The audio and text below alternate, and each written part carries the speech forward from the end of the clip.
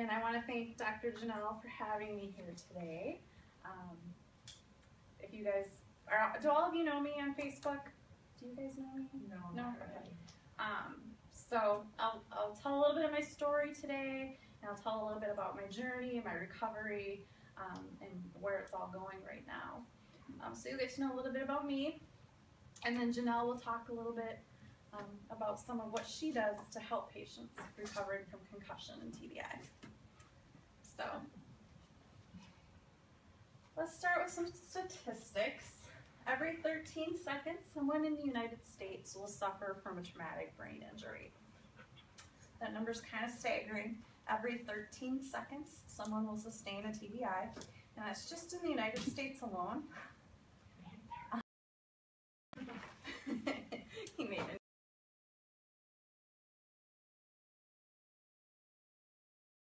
Each year, a reported 2.5 million people will suffer a TBI. And these are just the reported numbers. The numbers probably double that. There's probably people who go into the emergency, like it has to actually get charted that you have a brain injury for it to get counted by the CDC. So the numbers, the reality is probably double that. And each year, 52,000 people die as a result of TBI. And it's the #1 leading cause of death for adults, or for Americans 1 to 44. And it's third overall behind cancer and heart disease. So it's a pretty huge silent epidemic. There are also other types of brain injuries. There's acquired brain injury, which would be like a stroke, an aneurysm, or a brain tumor. And then there's other neurological diseases that are also classified under brain injury, such as Parkinson, MS, epilepsy, Alzheimer's. So like I said, it's an invisible injury. Someone like me, I can walk, I can talk, I look normal. People don't know what's going on. They don't understand that you could still be possibly dealing with a concussion, 2 years later. So my goal, my passion right now is to just bring awareness to the public, to doctors, to medical professionals, to med students. I want to get in front of anyone I can get in front of and just really explain how serious a concussion and a brain injury is. So that's kind of my mission. And I speak to a lot of Rotary groups, and I always tell them, if you take one thing away from me today, it's that a concussion is a brain injury. It's to be taken seriously. And you know your child or your spouse or your friend, you know them best. You know if they're not okay. I knew right away I wasn't okay when I had my injury, but I can see how people are so completely spacey that they don't know they're not okay. So a little bit about me and how I received my TBI. I slipped on the ice. I was walking down our driveway, and it's a bit of an incline, and I had my little Yorkie in my arm, and she had refused to walk down the driveway, and I should have listened to her. She knew what was up. It was probably about 10 below out that day, so it was really cold. And so I had her in my arm, and it happened so fast. I had zero warning. Just shoot, my feet went out, and because I was on an incline, I hit head first. And I landed right on the back of my head. And I will never forget the sound. I just remember hearing my skull hit that cement.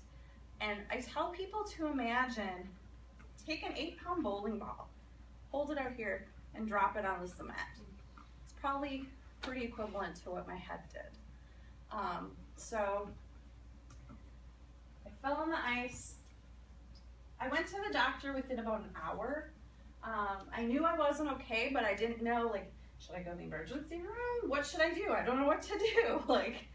Because I know that emergency rooms aren't always the right place to go. You could sit there for hours before you get seen, and then they just send you home and tell you to take an aspirin. So I actually went to, my doctor is a chiropractic neurologist, so he was the first person I went to. And I went to him about an hour later. Against my better judgment, I drove myself there, but I really,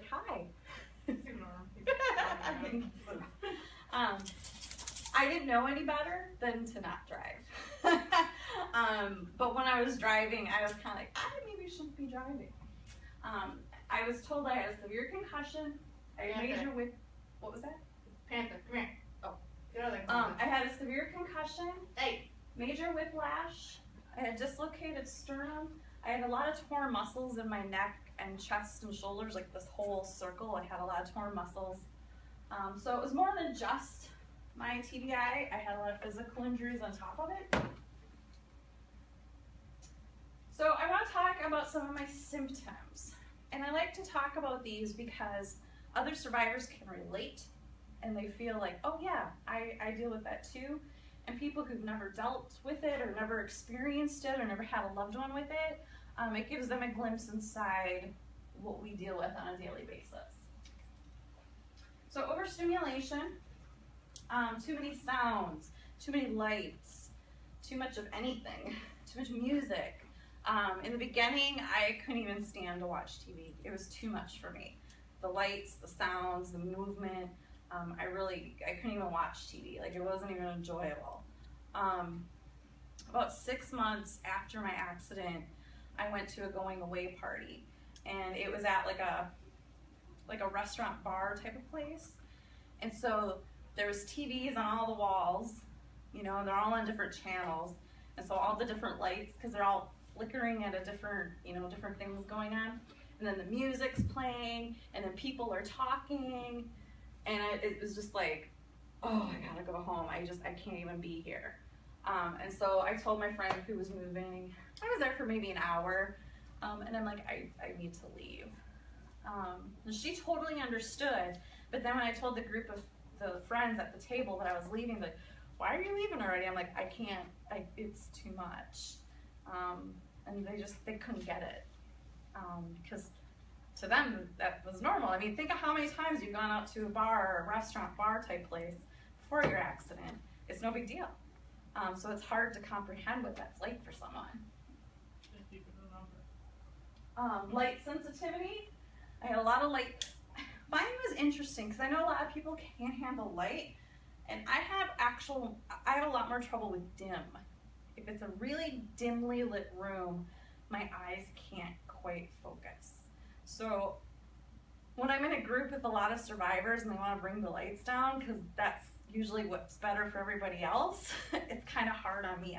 My pupils don't quite know what to do when the lights are dimmed. And so when I come in from outside, I remember the first time it happened to me, I didn't know what was wrong with me. I came in from outside with my groceries, and I came into the building, and you know, it's lit like this in the building, like it's not dim, but my pupils took forever to react, to change, what's the word I'm looking for? Dilate. And so it was like completely dark.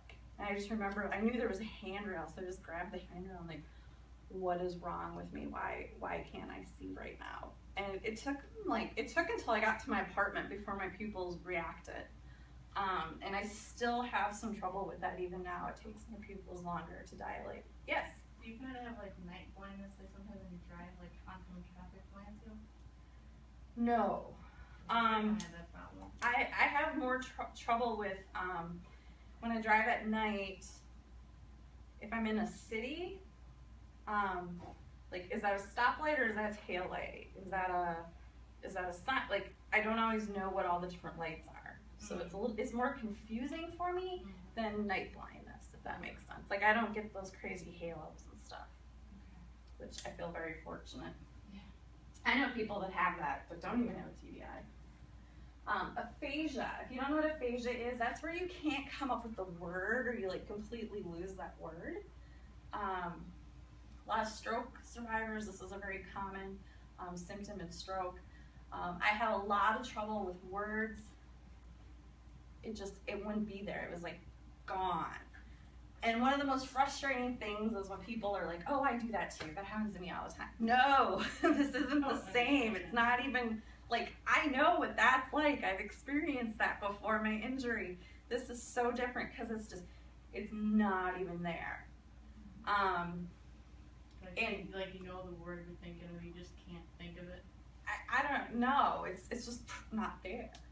And so it's really frustrating. I remember I went to a movie and I was sitting next to my friend, and the character was looking through a microscope. And I'm like, what is that thing called? And he's like, biopsy? No. The thing he's looking through. Microscope? I'm like, yes. Like, so like you know what it's called, you just... No, I had no idea what it was called. It wasn't even on my radar. And so once I made those connections back, once those synapses have fired, I usually don't forget a word again. Sometimes I do, but usually once that connection's been made again, I don't struggle with that word as much. And they say not to help the person. If they're just kind of trying to find that word, you're not supposed to help them until they're starting to struggle. Like if you're really struggling and I'm like, I don't know the word, then give it to them. But if you let them try and get that word, it helps refire that synapse in the brain. Ice pick headaches. I still get these on occasion. Right where I landed on my skull, it feels like someone is stabbing an ice pick into my skull. In the beginning, I wouldn't say it was constant, but it was always kind of playing in the background, if that makes sense. And then like when my neck muscles would flare up, it would get worse. And the actual impact spot is still tender to this day, where I landed on it. And it's been just over 2 years for me. So ice pick headaches are not fun. And when the barometer goes, I'll get those icky headaches again. Particularly in the winter, because in the winter we tend to kind of do this for a long time, and those really they just hurt my head. The storm today didn't bother me, but like 2 weeks ago we had a bad storm, and that one got me. Neurofatigue. Neurofatigue is really hard to explain to someone who's never experienced it. And I explain it, so it's like you have a change jar. And every single thing you do in the day, you're taking change out of that jar. And once that money's all out of the jar, you're done until you replenish that change jar. And when I say everything you do, I mean getting out of bed, you take a quarter out. Brush your teeth, you take a quarter out. Comb your hair, you're taking a quarter out. Walking downstairs, you're taking a quarter out. Driving the car, you might take $5 out. You know, and everything you do is using energy. And once that energy is drained, you're done. Like there's no way to work through that. It's not like just being tired, where you can just kind of like drink a Red Bull and keep going. That's not how this works. So in the beginning, I would take a nap every single day. I'm finally at a point where I don't have to nap every day. It's more like two to three times a week I nap. So it's not every single day like it used to be, but it was every single day I had to take a nap. Plus I would sleep 10 hours at night. Dizzy and balance. This was one of the hardest for me to deal with, the dizzy and balance issues.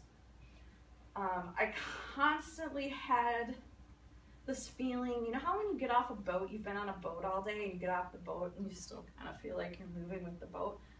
That's how I would feel all the time, except worse, a little bit worse than that. And just everything I did took so much energy to walk a straight line, or even just hold myself up. You know, sometimes I'd be standing there and I'd be like, I feel like I'm gonna kind of fall over just standing still. And any quick movement would just be like, I'd kind of have to grab onto something. So that I still will get that one if I move. It's especially if I move my eyes too fast. If I just like, if I were to look over just real quick with my eyes, it kind of sets it off. I remember the first time I went to the neurologist, it was like 8 weeks after my accident, and she had me do where you walk foot in front of foot like that, like a sobriety test. I couldn't even do it. I just like, I fell over. She was right there to catch me, but I fell right over. I was like, it caught me off guard. It was like, oh, what the heck was that? Visual impairment. From day one, I remember when I first got up, what really concerned me was I was like seeing shooting stars in the sky. And I'm a photographer, so that very much freaked me out that I didn't want to go blind. I think that's what got me to the doctor right away. And I had visual issues right from the beginning, and I just couldn't articulate exactly what was happening. Because I'm left eye dominant, and that's the side I landed on. And it was like my eyes were struggling for who was in control. It was like my right eye kept wanting to take over, but then my left eye would take over. And it was just like, it's exhausting when that happens. And I couldn't really read for probably the first 5-6 months. I mean, I could physically read, but I couldn't sit and read for like a half hour. Like before, I used to read all the time before I go to bed at night, and I couldn't do that anymore. It just, my eyes were just like, I don't know what's happening. And I kept asking my doctors about it, and everybody's like, your eyes are fine, your eyes are fine. So I went to my eye doctor, who I've been seeing for like 12 years. So she knows me. And so she knew something wasn't okay. And so she kept, follow this little thing and watch my hand this way. And she's like, are you seeing double? I'm like, no. I would have told you that. Oh, here's Nancy. Come on in. Come on in, have a seat. Go ahead. Yep. Oh yeah, go ahead, have a seat. So she kept asking me, are you sure you're not seeing double? I'm like, yes, I do not see two of you. Okay. And then she did like, follow my finger without moving your head. I was like, ow. Like it literally hurt to try and do that. It was like, so she did some things on that little machine. She made some adjustments. She's like, okay, look through here. Put my hat up to my, oh. She's like, what? I'm like, I see double. She's like, I knew it. You're seeing double.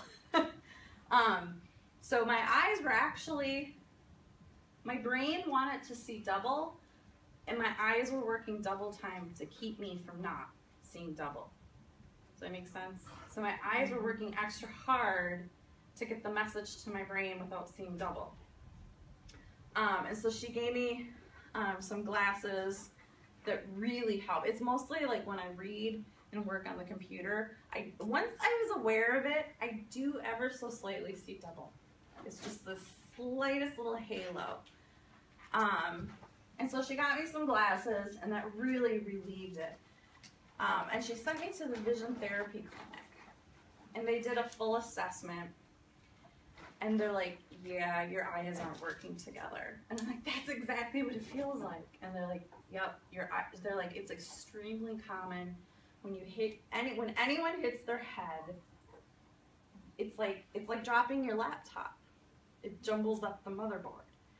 And so your eyes don't actually see. Your brain sees. Your eyes just bring that message to your brain. And so the brain isn't quite figuring that out. And so my eyes, when I would read, your eyes should be very fluid when you read line to line. My eyes, she called it typewriter syndrome. My eyes would read, read, read. And she handed me paper, and she was like, okay, I want you to read these 3 sentences out loud to me. And so I read them, and she's like, now read them again without moving your head. I was literally moving my head because it was easier than having my eyes move. And I didn't even know I was doing that. I had no idea I was moving my head until she told it to me. And then I was like, oh wow, I really am. So that was really validating to find out, okay, my eyes really are messed up. Like, because my vision was fine, but I could just tell something wasn't right with my eyes. And none of my doctors I was seeing, the neurologist, the chiropractor, like nobody was quite understanding what was wrong. And so even my eye doctor didn't know what was wrong, but she knew who to send me to. So getting into visual therapy was like the greatest. I had a lot of cognitive impairments. I still struggle with some of the cognitive stuff. The memory, short-term memory is just like poof, gone. I mean, it's so fast that it's like, oh, I need to go write a note to remember to do that tomorrow. And then I get to the drawer and I'm like, why did I come over here to write? It's so frustrating because like you shouldn't forget it that fast. And I do. And it's really, really frustrating. And I have to write lists and notes for everything I do. But then the problem is if my note gets shuffled under something, I don't see it. I don't know I have it. So it has to be very visual. Like I have to put it right on my computer monitor. I have to put it right on my purse so that I see it when I walk out the door. Otherwise, I don't even remember that I have a to-do list. So that's really frustrating. In the beginning, with my cognitive stuff, when I would talk, you could hear a lot of pauses in my words because my brain, it took longer for my brain to come up with those words. Overstimulation is a little bit of that too. Like you could be talking to me, and if you're talking to, because some people talk really fast, and I'll be like, I have no idea what you just said to me, because it's just my brain can process it fast enough, as fast as they're saying it. So I mean, I would ask people to please repeat that or say that a little slower. Like I wasn't shy to do that, but like if you're at a presentation or something, you can't be like, hey, can you slow down and not talk so fast? So that was really challenging, learning how to kind of deal with that. I had cranial nerve damage, so right here is where I landed, and it's cranial nerve 7. For the whole entire first year, I remember it was more than a year, the entire left side of my face and my skull was completely numb. It felt like, you know, right before your Novocaine wears off, it felt just like that. Like I could feel it, but it was numb. And I remember one day, I was sitting at a seminar, a brain injury seminar, of course, and my whole face started to like zap and tingle, and I was like, oh God. And I got up and I went in the bathroom. I thought I was having a stroke. And I'm in the mirror, like, making sure I can move both sides of my face. Went to my doctor later that day, and he's like, that's your nerves regenerating. So that was really interesting how that happened. And now when that neck flares up again, that'll all go numb. But it's not for days and days on end. It'll just be kind of while that muscle tension's there. And it's interesting how it's all very connected. When this muscle tenses up and flares up on me, it causes that numbness, and it causes the visual issues to flare back up and the cognitive issues. So it's so interconnected. Short-term memory, I already kind of covered that. Post-it note queen. So now I want to talk a little bit about my recovery. So now you understand some of the symptoms I dealt with. And keeping in mind now I'm about 25 months out. And when I created this PowerPoint, I was just about at a year. So I've taken a few strides beyond some of this stuff already. I tell everyone recovery is an attitude, and to always have an attitude of gratitude, because that was the biggest shift for me. I had gotten really depressed. So my accident was in February. About October, November, I started getting, I didn't know it was anxiety yet. I didn't know what this was that I was dealing with. But my heart rate was just always racing. And like, I just had this nervous energy. And finally one day I just like broke down. I went to my friend's apartment and I'm like, I think you have to take me to the emergency room. She's like, what's going on? I'm like, my heart, so keep in mind, so my chest, like, my heart rate's like out of control. I feel sweaty. Like, like I think I'm having a heart attack. And she's like, well, why don't you sit down for a little bit? Let's just talk. Because she herself has had panic attacks and anxiety before, so she recognized what I was going through. And she's like, I think you're having a panic attack. She's like, I will take you to the emergency room. She's like, but let's just talk for a minute. She's She's like, how are you feeling? And I just like started bawling. I'm like, I want to scream. She's like, so scream. And so I was just like, I'm so sick and tired of feeling like crap. And like none of my symptoms were getting better. They were actually getting worse. So, you know, this is like about 9 months out after my accident. My symptoms are getting worse. I feel like crap. I'm super depressed. Like I felt very isolated and alone, and like a lot of friends had left because it's like, you're still dealing with that, whatever, get over it. And it was just like, I'm not making this up. Like, I really feel like crap. I want to feel better. Like, I'm not gonna like pretend to feel like crap. So I went to my doctor the next day and he's like, I've been waiting for this. He's like, I knew you would eventually kind of have this anxiety and panic attack come up. So I started meeting, he had me start meeting with a therapist. And that's when I kind of made that shift in my head. Like, I literally was like, fuck this. I want to feel better. And it was so empowering. Like, okay, I can feel better. Like, even if I still physically feel like crap, I can like have an attitude of, I feel better, I'm getting better.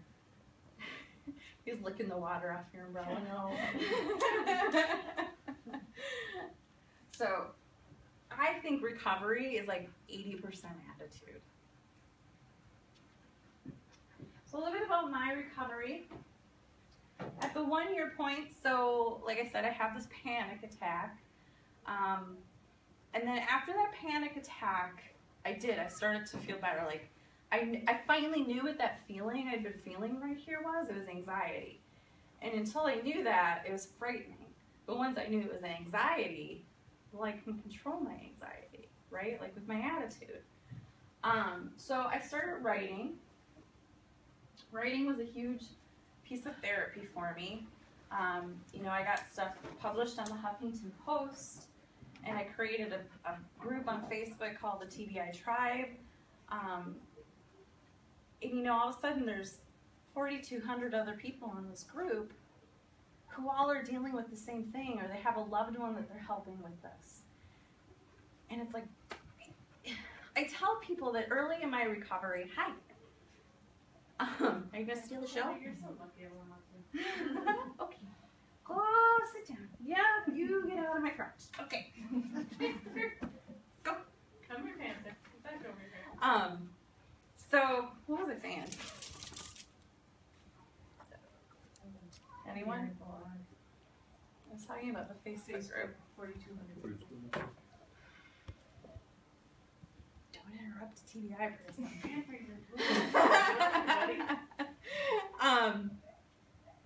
Oh, in the beginning, I really thought like I was all alone. Like, I didn't know anyone who'd ever gone through this that I know of. Like, nobody who talked about it. And you know, all my friends are kind of drifting away because they think I'm imagining it. Doctors aren't helping me. And you feel so alone.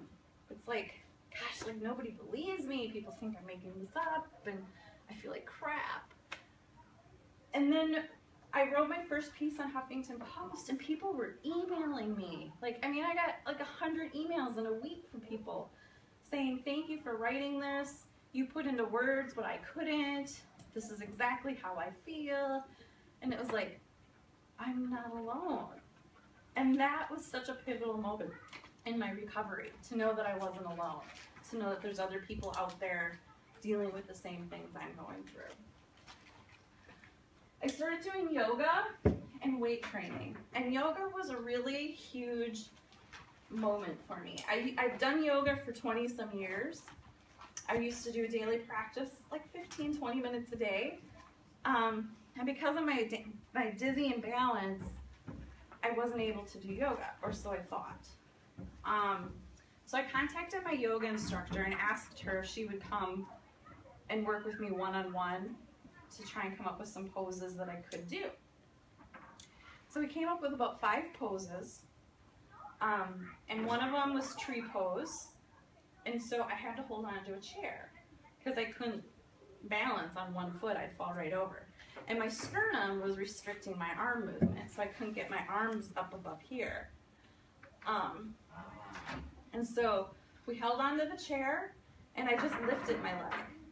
I literally just lifted it, and I held my other hand out. That was all I did for tree pose. And I did cat-cow, because that one didn't put any stress on my neck, because I was still recovering from my whiplash. And the more I was doing yoga, the more the balance and dizzy stuff subsided. And that was incredibly huge for me. When that because that dizzy, it's like, it's always running. And it wears you out. Going back to that neurofatigue and that change jar, that dizziness, just, it takes dollar bills out of that change jar left and right. And then I already said, I was seeing a chiropractic neurologist. I was getting adjusted. In the beginning, I was seeing him probably 3 times a week, and then 2, and then now I see him about every other week. But I definitely, chiropractic, really getting that sternum and my rib back into place and my whiplash. And then I started working with a psychologist, and then craniosacral therapy. One thing my neurologist did do for me, she didn't do much for me. The one thing she did was she sent me to craniosacral therapy. And if you don't know what that is, it's extreme, it's not massage, it's just extremely light touch on the pressure points in your skull. So your skull has 22 bones. And medical doctors would tell you that they can't move. And anyone, chiropractors and anyone else who studies it knows that they can move. And when you think about hitting your head, as hard as I hit my head, it only makes sense that everything moved. I mean, my sternum moved. If I would have landed on my elbow, I would have shattered my elbow. So he worked on my skull. And remember, within 2 treatments, I had this huge ridge right here that was never there before. And that went away. It's much smaller now. And I had a huge divot here that's a lot smaller now too. But the fog, that pressure inside my head finally went away. And that pressure inside my head, I explain it like, think of the worst hangover you've ever had in your life. And if you've never had a hangover, like envision a movie that someone's had one. The worst hangover in your life, where you have this headache and the light hurts and the sound hurts, that's what that brain fog feels like. And it's 24/7, like that never would go away for me. And craniosacral therapy finally got that brain fog to go away. And then I combined that with my yoga and got that balance and dizziness to start going away. And then I went to vision therapy. I haven't started my therapy. I have to wait for my settlement before I can start vision therapy. But at least getting that consultation and being told, yes, your eyes are not working together. It was just it was kind of liberating to know, to have someone acknowledge that I'm not crazy. And then I used essential oils.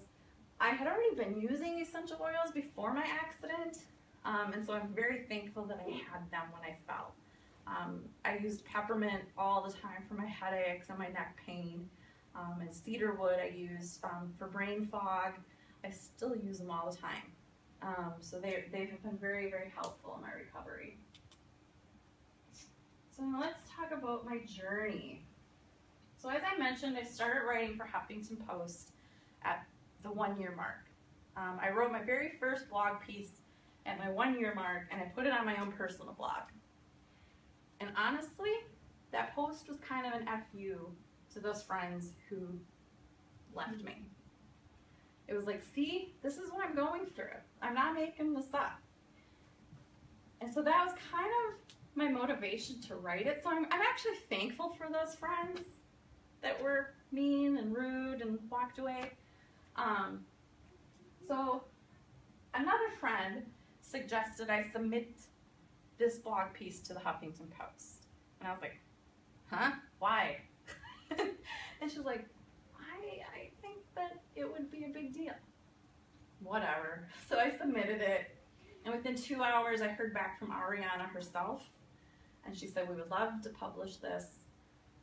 So it got published about 2 weeks later.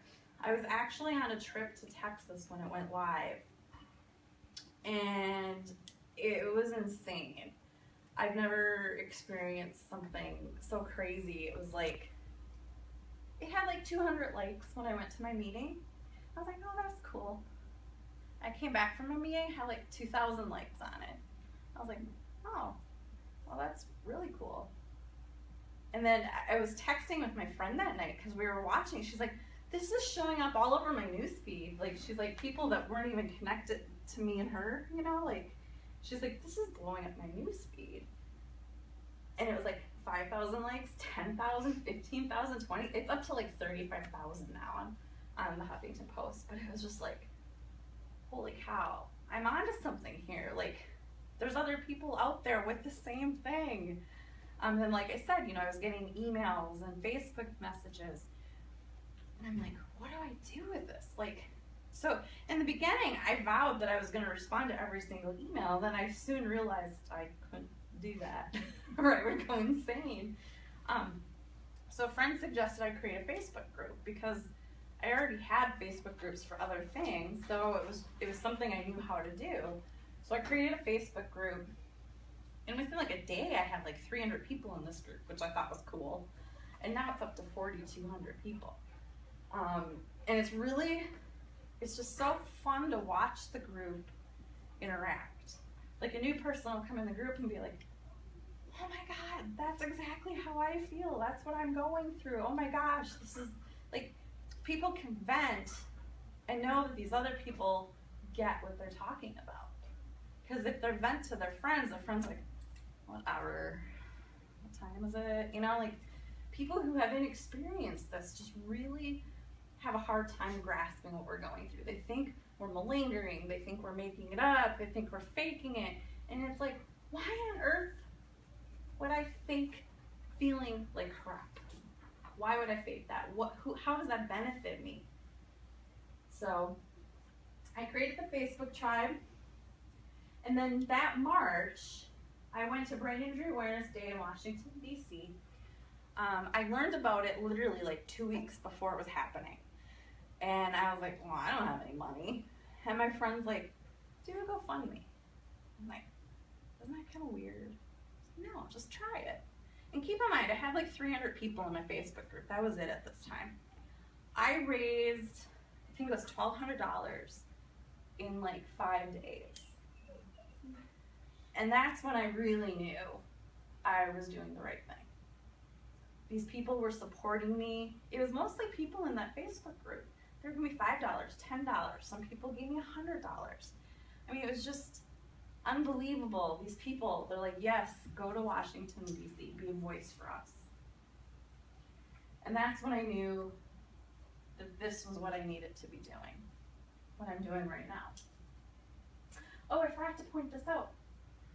So this was my first HuffPost piece. That's me. That's not Stuart. I was on the front page of the HuffPost. I was on the front page for about 3 days. Like, that's pretty crazy. I've only had 2 of my articles come up on the front page. But I say that that's my 10 seconds of fame with Jon Stewart. I was that close to Jon Stewart.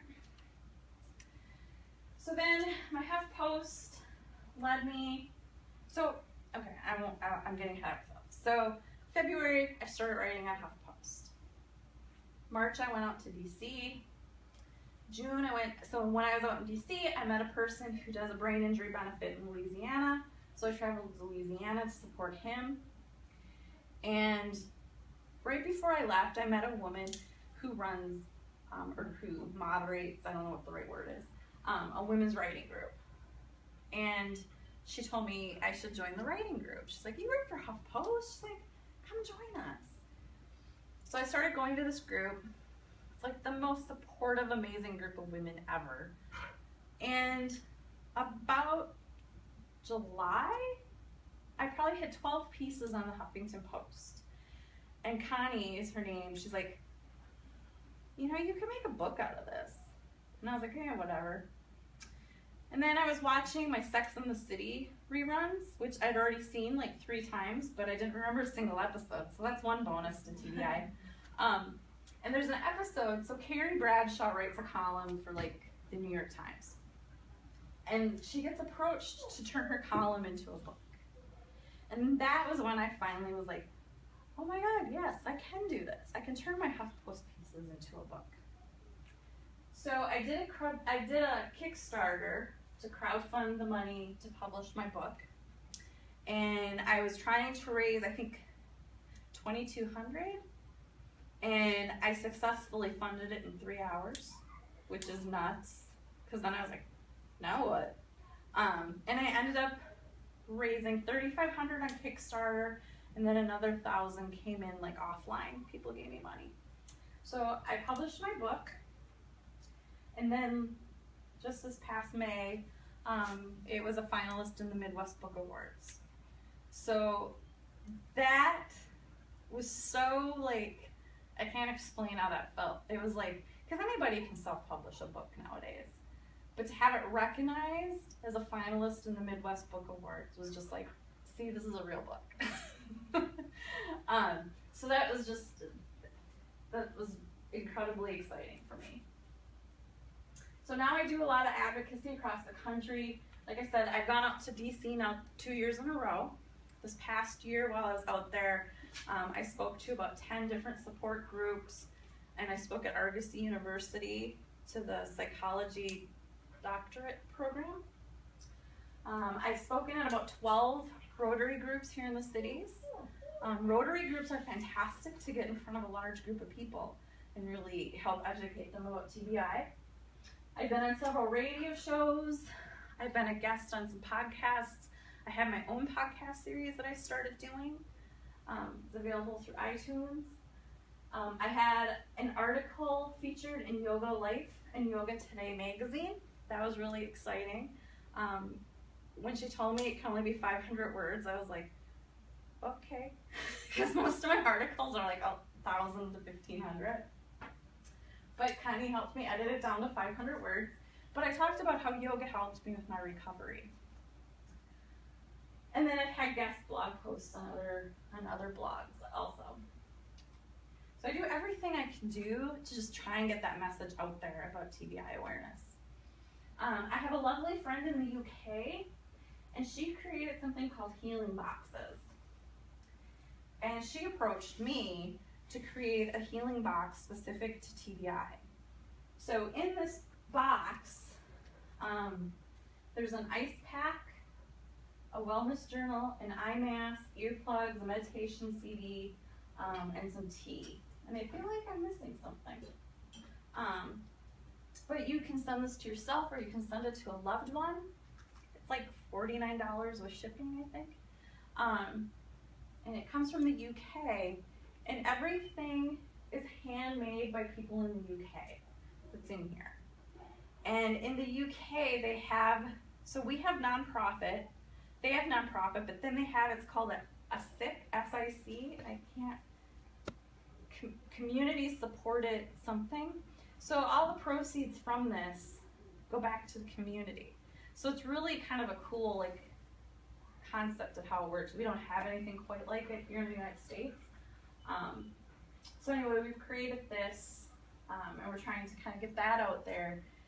Like, I mean, think about if you have a friend who has a concussion in their car accident or they fell, you don't know what to do for them. It's something, like these are all things that we use. We need that ice pack to put, like I have an ice pack on my head all the time, or when I get a headache. An eye mask to block out that light, and earplugs, and so it's all really cool stuff that is practical. So I'll just go through this. What time are we at? About 45 minutes. Okay. So this was my second article I had on, or it might have been my third actually, on HuffPost. But this was my second most viral piece. I think this one went more viral. It's called 5 Things Every TBI Survivor Wants You to Understand. And so these were the 5 points I made in the article. Our brains no longer work the same. We suffer a great deal of fatigue. We live with fear and anxiety. We deal with chronic pain. and we often feel isolated and alone. And this piece also is up to like 35,000 likes on it. And what's really cool is I see them circulate again. Like, you know, it's been a year since I wrote that first one, and I just saw it circulating again, like it got shared by Brainline or something recently. And so it's just cool to see how these articles just keep getting recycled and just continue to help bring awareness. So just a few resources. There's the Brain Injury Association of America, BIAUSA.org.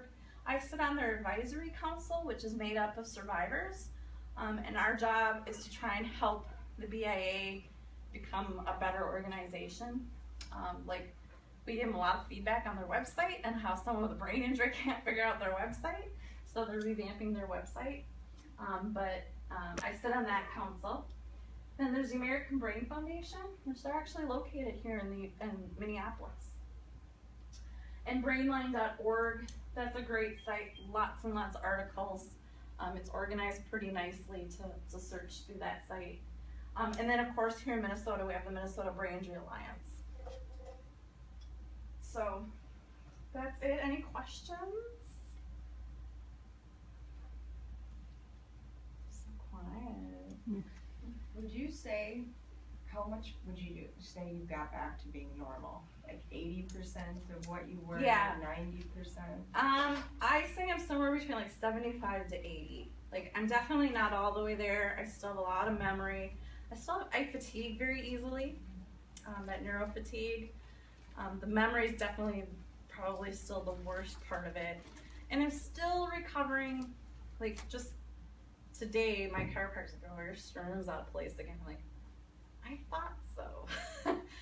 So I'm still dealing with the neck and stuff too, but I feel so much better. Like, I'm much more active. I do a lot of, I do weight training, I do yoga, I go for a 2-mile walk every day. Like, I'm just really trying, now I'm trying to get back into a healthier lifestyle, which is better for your brain. I don't drink. About a year ago, I made the realization that alcohol is harmful to your brain recovery. And so I cut out all alcohol. I don't drink anymore.